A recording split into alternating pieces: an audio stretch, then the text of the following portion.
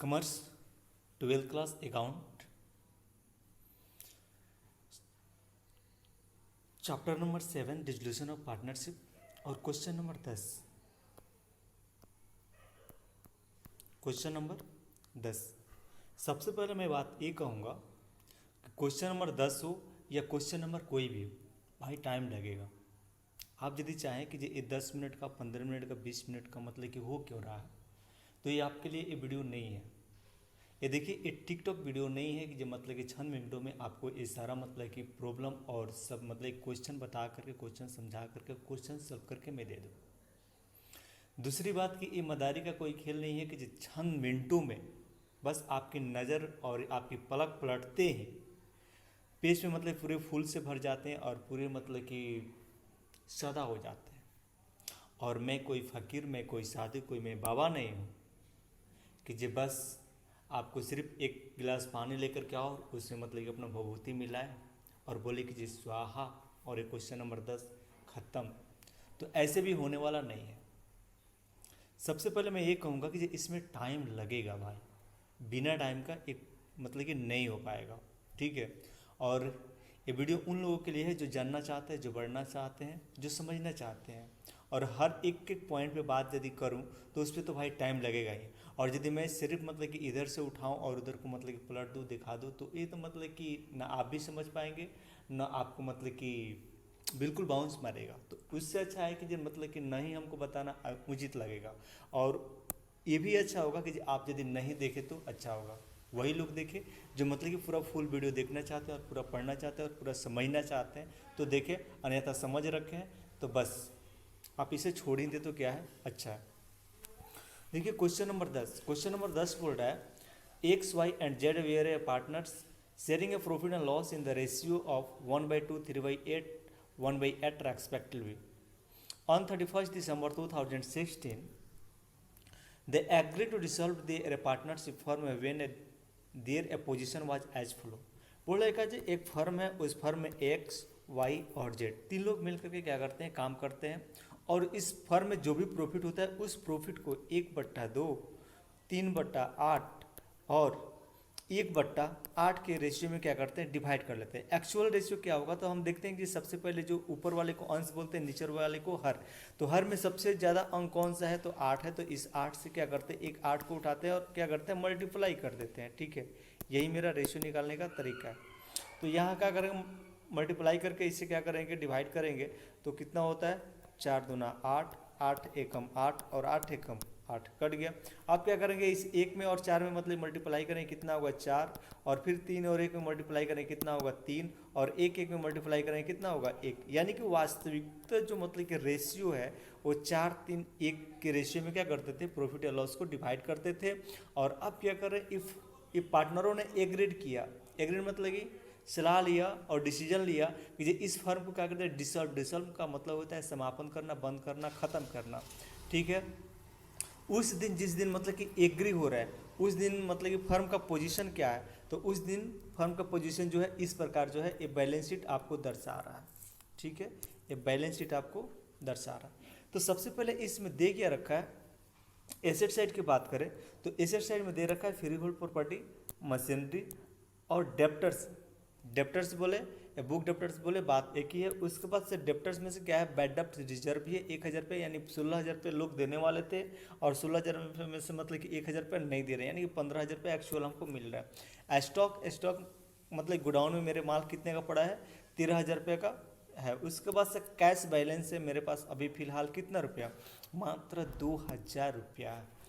Liability side में reserve fund है, उसके बाद से लोन फ्रॉम एक्स, उसके बाद से क्रेडिटर्स, और कैपिटल है एक्स, वाई और जेड। और एक्स ने क्या दे रखा है, यहाँ पे लोन भी दे रखा है, हो सकता है पैसे वाले हों और अपने एक कैपिटल के साथ साथ मतलब कि कुछ अलग से मतलब कि पैसा दे रखे हैं, लोन भी, लोन के रूप में, ठीक है। आगे क्या बोलता है, आगे बोल रहे का the assets were realised as follows. संपत्तियों को रिलीज किया जा रहा है, और रिलीज किस प्रकार से किया जा रहा है, इस प्रकार से। फ्री होल्ड प्रॉपर्टी का रेट जो लगाया जा रहा है 22,000 रुपया, मशीनरी का रेट 11,000 रुपया, बुक डेप्टर जो दिख रहा था आपको 16,000 में से 1,000 रुपया गया था, लेस था उसमें। उसके बाद से उस बुक डेप्टर पे कितना 10% का क्या है, डिस्काउंट है। स्टॉक कितने का बिक रहा है, तो मात्र 12,000 रुपये का। और गुडविल का वैल्यूएशन लगाया जा रहा है कितने का, 4,000 रुपये के। Sundry creditor were paid off at a discount 2.5, जो मतलब कि हमसे लेनदार है, हमको जिनको देना है, हम जहाँ से माल खरीदे थे और उसको पैसा बाकी लगाए थे, अब क्या करना है, उसको पैसा देना है। तो हम पैसा देंगे तो वो बोल रहा है कि चल भाई अब बंद कर रहा है, मेरा कुछ पैसा दे दे, कुछ नहीं सब दे दे। तो बोलेगे जी नहीं अभी थोड़ा सा टाइम लगेगा। बोलेगे जी एक काम कर, 2.5% हम तुमको डिस्काउंट दे रहे हैं, लेकिन हमको पहले देना, ठीक है। बोलेगी चलो ठीक भाई।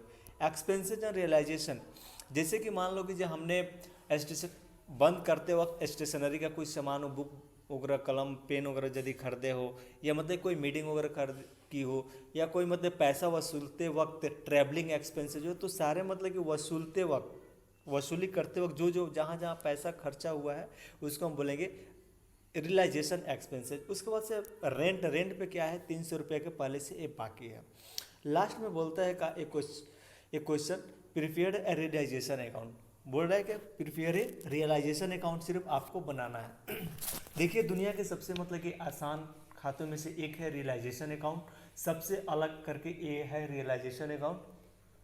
रियलाइजेशन अकाउंट एक ऐसा चैप्टर है, ऐसा मतलब कि है जो आपको मान के चलिए जब भी पूछ दे, जैसे कि 12th क्लास में पूछे, ग्रेजुएशन में पूछे, सी में CS में पूछे, ठीक नहीं, या किसी भी कंपटीशन में आपको रियलाइजेशन अकाउंट पूछ दे, और वहाँ पे रियलाइजेशन अकाउंट बनाते हैं कैश, उसके बाद से पार्टनर कैपिटल अकाउंट बनाते हैं, कैश या बैंक अकाउंट बनाते हैं। और कैश या बैंक अकाउंट का अमाउंट बिल्कुल सही सही मतलब कि दोनों side equal, debit credit side का अमाउंट बिल्कुल इक्वल हो जाता है, तो आपको मतलब कि 100% उसी टाइम विश्वास हो जाएगा कि जो मैंने जो रियलाइजेशन अकाउंट बना रखी है क्या है, 100% सही है। तो ये क्वेश्चन जो बोल रहा है सो ओनली फॉर रियलाइजेशन अकाउंट बोल रहा है बनाने के लिए, लेकिन मैं आपको पार्टनर्स कैपिटल अकाउंट भी बना करके दिखाऊंगा, और उसके बाद से कैश या बैंक अकाउंट भी बना करके मैं दिखाऊंगा, ठीक है। तो सबसे पहले हम लोग चलते हैं क्वेश्चन रियलाइजेशन अकाउंट पे। रियलाइजेशन अकाउंट का फंडा क्या है, ठीक है। तो सबसे पहले देखिए मैंने रियलाइजेशन अकाउंट बना रखे हो, और दो मतलब कि दो कलर में बना रखे। तो दो कलर में बनाने का मेन मकसद क्या है, तो मैंने क्या किया, यहाँ तक यानी कि यहाँ से जो भी उठाया हमने, तो उससे क्या किया कि जो ऊपर में रख दिया, इसमें कुछ करना नहीं था, सिर्फ मतलब कि एसेट साइड को उठाते हैं और एसेट साइड को उठा करके डेबिट साइड में रख देते हैं, और लायबिलिटी साइड को उठा करके हमने कहाँ रख देते हैं, क्रेडिट साइड में। लेकिन वो भी सारे आइटम्स को नहीं रखते हैं, उसमें सारे आइटम्स को नहीं रखते हैं, उसमें से मतलब कि उसी आइटम को रखते हैं, उसी वस्तु सामान को रखते हैं जो क्या है, वैल्यू में चेंजेबल है, क्या है, जो वैल्यू को क्या करता है, चेंज करता है, ठीक ना। जो वैल्यू चेंजेबल नहीं है उसको हमने रियलाइजेशन अकाउंट में नहीं दिखाएंगे, उसके लिए अलग से खाते में क्या करेंगे, उसको शो करेंगे, दिखाएंगे।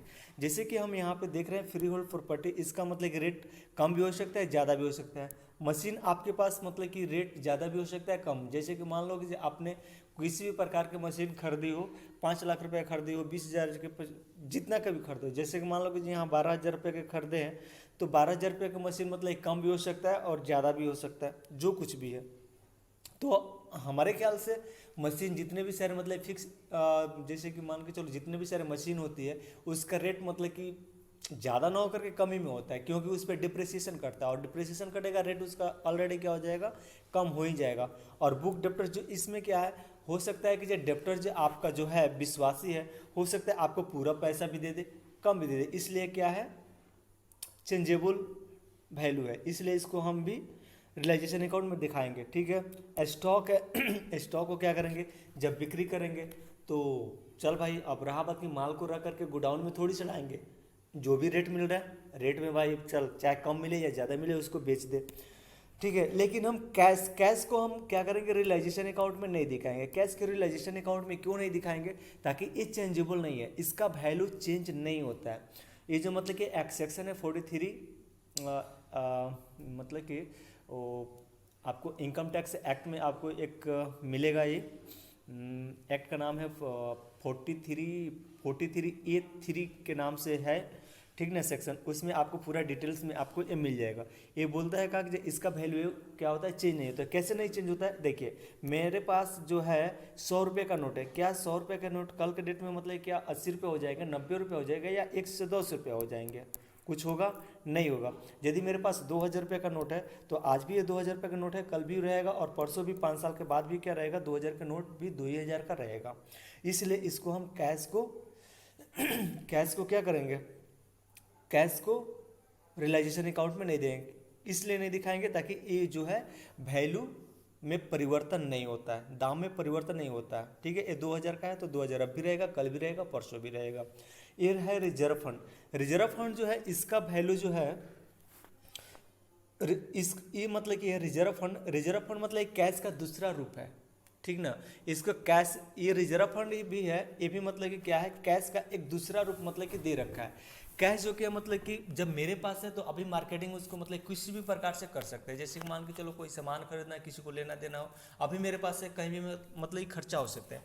लेकिन रिजर्व फंड में यदि ये भी क्या है, यहाँ पे भी कैश ही है, लेकिन यहाँ किस लिए है, ताकि यहाँ आवश्यकता पड़ने पर, कोई अति आवश्यक जरूरी काम पड़ जाने पर रिजर्व फंड को क्या करते हैं, निकालते हैं। जैसे मान के चलो किसी एम्प्लॉय को पैसा देना हो, कोई मशीन खरीदना हो, कोई अचानक से कोई काम पड़ जाए, पैसे की ज़रूरत पड़ जाए, तो क्या करते हैं, रिजर्व फंड को निकालते हैं, रिजर्व फंड से पैसा को निकालते हैं। जैसे कि आपके गुल्लक में पैसे जमा कर रखे, भाड़ जिसको बोलते हैं, उसमें आप कब भाड़ को फाड़ते हैं, कब फोड़ते हैं, जब आपकी पैसे की क्या होता है, अति ज़रूरत पड़ती है। जब आपको दिखता है कि अब हमें पैसा कहीं से नहीं मिलने वाला है, तो रिजर्व से क्या करते हैं, पैसे निकाल करके अपनी आवश्यकताओं को क्या करते हैं, पूर्ति करते हैं।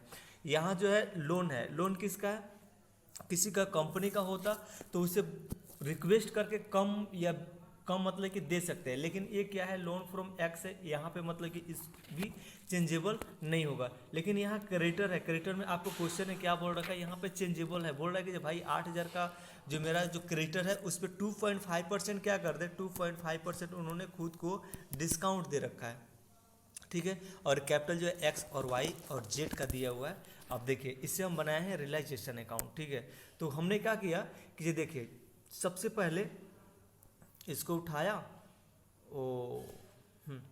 हमने फ्री होल्ड प्रॉपर्टी को उठाया और यहाँ ला करके रख दिया, मशीन को उठाया ला करके रख दिया, उसके बाद बुक डेप्टर्स को उठाया और ला करके रख दिया, स्टॉक को उठाया और ला करके रख दिया। ठीक है, अब यहाँ से जो है, यहाँ से हम क्रेडिटर्स को उठाए और ला करके रख दिए। ठीक है, उसके बाद से बेड डेप्ट जो है इसको उठा करके यहाँ ला करके हमने रख दिया। हर एक मतलब कि बैलेंस शीट में हमको यही काम करना पड़ेगा कि ये देखना पड़ेगा कि ये कौन सी आइटम, कौन सी मतलब कि मद जो है वैल्यूएबल मतलब कि वैल्यू में चेंजिंग ला सकता है, उसी को क्या करेंगे, लेकर के आएंगे। तो सबसे पहले हमने यहाँ पे किया गया कि देखिए इसका जो दूसरा अर्थ में समझे तो इसका वास्तविक अर्थ मतलब कि जहाँ इसको रहना चाहिए मैंने वहाँ ही रख दिया। जैसे कि आपने जर्नल बनाया होगा, जर्नल से लेजर बनाया होगा, लेजर यदि आप मशीन का बनाया होंगे ना तो उसका हर हमेशा डेबिट बैलेंस ही गिरता है, डेप्टर्स का हर हमेशा डेबिट बैलेंस ही गिरता है, स्टॉक का हर हमेशा डेबिट बैलेंस ही गिरता है, फर्नीचर वगैरह होगा उसका डेबिट बैलेंस ही गिर जाएगा, कैश या बैंक अकाउंट बनाएगा उसका हर हमेशा डेबिट बैलेंस में गिरेगा। इसलिए हम रियलाइजेशन को डेबिट साइड में दिखा दे। समझने का दूसरा तरीका, एक क्रेडिटर है, क्रेडिटर को भाई आपने क्रेडिट साइड में क्यों रखा, पूछ सकते हैं, चाहे आपने सर से भी आप पूछ सकते हैं सर क्रेडिट जो है उसको क्रेडिट साइड में ही क्यों रखते हैं। तो देखिए क्रेडिटर्स को क्रेडिट साइड में इसलिए रखते हैं ताकि इसको जब आप लेजर अकाउंट बनाए होंगे तो उसका रियल स्थान पहले कहाँ था, तो क्रेडिट साइड में, उसका क्रेडिट बैलेंस ही गिरा होगा, बाय बैलेंस बीडी क्रेडिटर्स का, इसलिए हमने इसको यहाँ ला करके रख दिया। जितने भी लॉस थे, जितने भी सारे एक्सपेंसेस थे, उस सबका मतलब कि बैलेंस कहाँ गिरता है, तो क्रेडिट साइड में गिरता है, इसलिए हमने इसको क्रेडिट साइड में रख दिया। समझने का दूसरा तरीका, ठीक है, यहाँ तक कंप्लीट है। उसके बाद से हम क्या करेंगे, मेरा बैलेंस शीट का काम खत्म। अब हम कहाँ चले जाएंगे, अब हम चले जाएंगे बस ये यहाँ पे आ जाएंगे और यहाँ पे आकर के देखेंगे हम जी कहाँ से पैसा आ रहा है और कहाँ मेरा पैसा जाएगा। तो सबसे पहले हम देखते हैं कि जो दिए रखा है पैसा आने के चांस से कहाँ से, फ्री होल्ड प्रॉपर्टी को हमने बेचा, तो पैसा आएगा कैश या बैंक अकाउंट के माध्यम से पैसा आएगा, चाहे तो कैश लिख सकते हैं या बैंक लिख सकते हैं। तो फ्री होल्ड प्रॉपर्टी में मेरा पैसा आ रहा है, कितना आ रहा है, 22,000 रुपये की आ रहा है। मशीन हमने यहाँ पे सोल्ड किया, पैसा यहाँ पे भी आएगा 11,000 रुपये की। बुक डेप्टर्स बोल रहा है कि 10% डिस्काउंट, तो आप ही देख लीजिए कि जो मेरा 16,000 रुपये का है और 16,000 रुपये का 10% परसेंटेज को हटाने के लिए क्या करते हैं, 100 से भाग देते हैं, ठीक है। 2 जीरो से 2 जीरो कैंसिल, 1600 रुपया, तो 16,000 में 1600 रुपया माइनस करेंगे 14,400 होगा, ठीक है। उसके बाद से स्टॉक का दाम लगा रखा है यहाँ पे कितना, 12,000 रुपये, तो हमने भी यहाँ 12,000 रुपये लिख रखी है। गुडविल का रेट यहाँ दे रखा है कितने, 4,000 रुपये, तो हमने भी यहाँ 4,000 रुपये लिख लिया। देखिए इस टोटल को 22,11 और 14,400, 12,000 और 4,000 रुपये टोटल जोड़ रहे हैं, तो हमारे अमाउंट कितना आ रहा है, 63,400। हमने डायरेक्ट अमाउंट के कलम में 63,400 दिखा दिया। अब देखना है हमको कि जो कहाँ कहाँ मतलब कि पेमेंट करनी है, तो पेमेंट करना है हमको। देखिए सबसे पहले दे रखा है पेमेंट करने का, क्रेडिटर वेयर पैड, क्रेडिटर को पैड करें 2.5% के डिस्काउंट से। तो जैसे कि हमने देखा बैलेंस शीट में मेरा क्रेडिटर जो था 8,000 रुपये का था, और 8,000 का 2.5, तो 2.5% को हटाने के लिए 100 से भाग, 2 जीरो से 2 जीरो कैंसिल, और 80 में 2.5 से यदि मल्टीप्लाई करेंगे तो मेरा ये 200 रुपया होगा ना 200 रुपया। तो 8,000 रुपये में से 200 माइनस करेंगे कितना होगा, 7800 रुपया होगा। एक्सपेंसेज, रियलाइजेशन ऑन एक्सपेंसेज आपको पहले ही बताया कि जो चाय पानी जो भी मतलब कि मीटिंग वगैरह हो, चाहे जो भी ट्रैवलिंग एक्सपेंसेज हो, जो पैसा को वसूल करने में जो खर्चा हो, वो खर्चा है रियलाइजेशन एक्सपेंसेस का 500 रुपया। हमने रेंट पे 300 रुपये का रखा है, आउटस्टैंडिंग बाकी लगाया है, हमने पैसा नहीं दिया, उस 300 रुपये को भी क्या कर रहे हैं यहाँ पे दे दे रहे हैं। यानी कि टोटल हमारे एक्सपेंसेज कितना हो रहा है, तो 8,600 रुपये का एक्सपेंसेज हो रहा है, ठीक है। आप क्या करेंगे, जब हमने 22 सेट को मिलाएंगे कि जो टोटल हमने 22 सेट का टोटल मेरा अमाउंट कितना हो रहा है और 2 सेट का टोटल अमाउंट कितना हो रहा है। यदि 22 सेट का अमाउंट क्या हो, ज़्यादा और 2 सेट के अमाउंट क्या हो, कम हो, तो हम समझे यानी कि इनकम ज़्यादा हो और खर्च क्या हो, कम हो, तो हम समझेंगे क्या, मेरा इनकम हो रहा है। लेकिन वही यदि डेबिट्स यानी कि खर्चा ज़्यादा हो और इनकम क्या हो, कम हो, तो हम क्या समझेंगे, लॉस है। तो यहाँ पे देखते हैं कि जो टोटल मेरा अमाउंट कितना हो रहा है, ठीक है। तो सबसे पहले देखें, हमने टोटल 22 सेट का अमाउंट जोड़ा, तो टोटल आया 63,400। आप लोग भी जोड़ लीजिएगा ताकि हमें कभी कभी मतलब कि हम गलत भी जोड़ते हैं, ठीक है। तो इसलिए आप लोग ध्यान रखिएगा जो आपको भी जोड़ना है, ठीक ना, कहीं गलत ना हो जाए। कितने अमाउंट है, तो 72,400, इसलिए बोल रहा हूँ मैं 72,400 क्रेडिट सेट का अमाउंट हो रहा है। लेकिन हमारे डेबिट सेट का टोटल खर्चा कितना हो रहा है, तो टोटल खर्चे को हम क्या करेंगे, जोड़ेंगे। तो सबसे पहले दे रखा है 18,000 प्लस 12,000 प्लस 16,000 प्लस 13,000, ठीक है। उसके बाद से 8,600 ए खर्चे जो है 8,600 प्लस मतलब कि टोटल हमारे खर्चा कितना हो रहा है, 67,600। मेरा टोटल इनकम सेट का अमाउंट कितना है, 72,400, ठीक है। यहीं तक जोड़ेंगे, ठीक ना, हम लोग सिर्फ मात्र जोड़ेंगे, यहीं तक जोड़ेंगे, ठीक है। और यहाँ का पूरा अमाउंट को क्या करेंगे, जोड़ेंगे। तो टोटल जोड़े 67,600, 72,400, यानी कि टोटल अब देखिए मेरा 22 सेट का हो रहा था, यानी कि इधर का हो रहा था कितना, 72,400, और इधर का हो रहा था 67,000 समथिंग। तो हमने डिफरेंस कितना का आ रहा है, 4,800। 4,800 क्या हुआ, मेरा एक प्रॉफिट हुआ, क्या हुआ, प्रॉफिट ऑन रियलाइजेशन हुआ। और इस प्रॉफिट को क्या करेंगे, पार्टनरों के बीच क्या कर लेंगे, डिवाइड कर देंगे, बांट देंगे। कौन सा रेशियो में, तो देखिए हमने रेशियो निकाला हुआ था, रेशियो निकाले थे 4-3 और 4-3-1 के रेशियो निकाला हुआ था। और 4-3-1 में डिवाइड करेंगे तो इसका आएगा 2,400, इसका 1,800, इसका आएगा 600, टोटल कितना 4,800। और दोनों सेट का अमाउंट जो हम लिख सकते हैं यहाँ 72,400, 72,400। ऊपर सिंगल लाइन, नीचे डबल लाइन से क्या करेंगे, एक खाते को बंद कर देंगे, ठीक है। अब मेरा रियलाइजेशन अकाउंट क्या हुआ, कंप्लीट हो गया। लेकिन मैंने आपको पहले ही बताया कि ये कैसे कह सकते हैं कि ये जो रियलाइजेशन अकाउंट बनाए हैं बिल्कुल 100% सही है, कैसे कह सकते हैं, तो हम आपको साबित करके दिखा दे रहे। यदि आपको टाइम है तो आप आगे पढ़ सकते हैं, देख सकते हैं, यदि नहीं टाइम है तो बस आप यहीं तक इसको देख करके छोड़ सकते हैं। लेकिन अब मैं बनाने वाला हूँ क्या, तो मैं अब बनाऊँगा पार्टनर्स कैपिटल अकाउंट, कैसे बैंक अकाउंट, मात्र 2 से 3-4-5 मिनट में बना दूंगा, ठीक है। तो सबसे पहले देखिए यहाँ दिया क्या है, सबसे पहले हम पार्टनर्स कैपिटल अकाउंट बनाएंगे। पार्टनर्स कैपिटल अकाउंट, तो कैपिटल अकाउंट कहाँ से, यहाँ से कैपिटल को उठाएंगे और सबसे पहले हम जब कैपिटल अकाउंट पहले भी आपने बनाना जानते हैं, जैसे कि भाई वो एडमिशन ऑफ पार्टनर पढ़े होंगे, डेथ ऑफ पार्टनर पढ़े होंगे, रिटायरमेंट ऑफ पार्टनर पढ़े होंगे, तो कैपिटल अकाउंट आपको बनाना आता ही होगा, दावा के साथ बोल सकता हूँ मैं।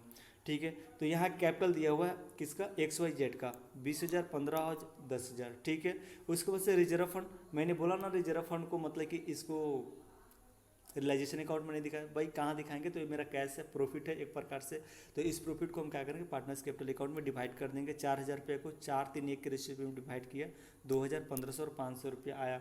फिर उसके बाद से रियलाइजेशन ऑन प्रॉफिट, अभी जो प्रॉफिट आया था ना 4800, इन 4800 को 4-3-1 के रेशियो में बांटा, 2400, 1800 और 600 में आ गया। ठीक है, अब क्या करेंगे, जे अब देखेंगे कोई खर्चा वगैरह हो, यदि कोई खर्चा वगैरह होता तो इधर को 2 साइड में दिखा देते, लेकिन कोई भी खर्चा, कोई भी लॉस नहीं है इन पार्टनरों का। तो क्या करेंगे, यहाँ इसको बैलेंसिंग फिगर दिखा करके इसको पैसे क्या करेंगे, दे देंगे। देखिए हमने कैश बैलेंस CD या बैलेंसिंग फिगर लिख रखे, लेकिन यहाँ पे हम कैश या बैंक लिख सकते हैं। क्या लिख सकते हैं, आप लोग लिखिएगा कैश, या यहाँ बैंक लिख सकते हैं, इसलिए कि जब अब हम इस फर्म को आगे की ओर नहीं बढ़ा रहे, चला नहीं रहे, इसको क्या कर रहे हैं, बंद कर रहे हैं।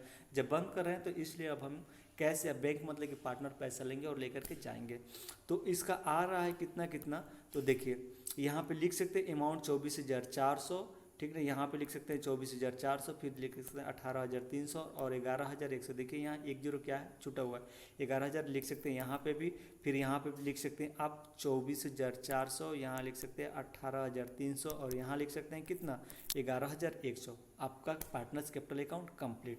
अब क्या करेंगे, कैश या बैंक अकाउंट बनाएंगे। ठीक है, तो देखिए कैश या बैंक अकाउंट, इसका बैलेंस जब भी गिरेगा, कैश का बैलेंस कहाँ गिरता होगा, देखिए आप और लेजर बना देते, लेजर अकाउंट में आपका कैश का बैलेंस हर हमेशा डेबिट बैलेंस ही गिरता है, इसलिए हमने यहाँ लिखा टू बैलेंस BD, कितना रुपया, 2,000 रुपया, पहले इसको ला करके रख दिया। उसके बाद से हमने रियलाइजेशन अकाउंट, जब हमने इसको क्या किया था, पैसा को वसूली किया था, ठीक नहीं, ये सब जो पैसा हमारे पास आया था यहाँ से पैसे को वसूली किया था, तो 63,400 हमने दिखाया था रियलाइजेशन अकाउंट, उस पैसे को एसेट रिलीज किया है 63,400 रुपये का। ठीक है, अब देखिए क्या है, रियलाइजेशन ऑन एक्सपेंसेज। ठीक है, अब देखिए हमने पे किया, क्रेडिटर्स को पे किया, क्रेडिटर्स को पे किया, यहाँ क्रेडिटर जो था ना कितना था, 7,800, 500 और 300, ये टोटल मतलब कि पे किए थे कितना, 8,600 हमने पे किया था। उसके बाद से आप बोल सकते हैं भाई 11,000 रुपये कहाँ से आ गया, 11,000 रुपये कहाँ से आ गया, तो देखिए मैं बता रहा हूँ 8,600 जो है टोटल मतलब कि वो था मेरा रियलाइजेशन ऑन एक्सपेंसेस, और प्लस 3,000 रुपया यहाँ जो दिख रहा है आपको, यहाँ जो 3,000 रुपया जो दिख रहा है, लोन फ्रॉम एक्स, 3,000 रुपया और प्लस 8,600, ये मेरा रियलाइजेशन का कितना होगा, 11,600 होगा ना, इसी 11,600 को हमने यहाँ दिखा दिया। उसके बाद से आप देखिए क्या है, कैपिटल है, तो ये बताइए कि 24,400 आया कहाँ से, तो इस पैसे को उठाया, एक्स को दे दिया, फिर इस पैसे को उठाया, वाई को दे दिया, फिर और एक पैसे उठाया, जेड को दे दिया, टोटल कितना आ गया, तो देखिए 63,400 और 2,000, 65,400 रुपया होगा, कितना होगा, 65,400 डेबिट और 65,400 रुपये क्रेडिट, दोनों साइड का अमाउंट क्या रहा है, इक्वल मिल रहा है। आपका क्वेश्चन जो है 100% सही है। आप कह सकते हैं कि जो ये मेरा रियलाइजेशन अकाउंट जो बनाया है 100% क्या है, सही है। ठीक है, तो नेक्स्ट क्वेश्चन अब देखेंगे हम लोग नेक्स्ट वीडियो में, तब तक के लिए बाय।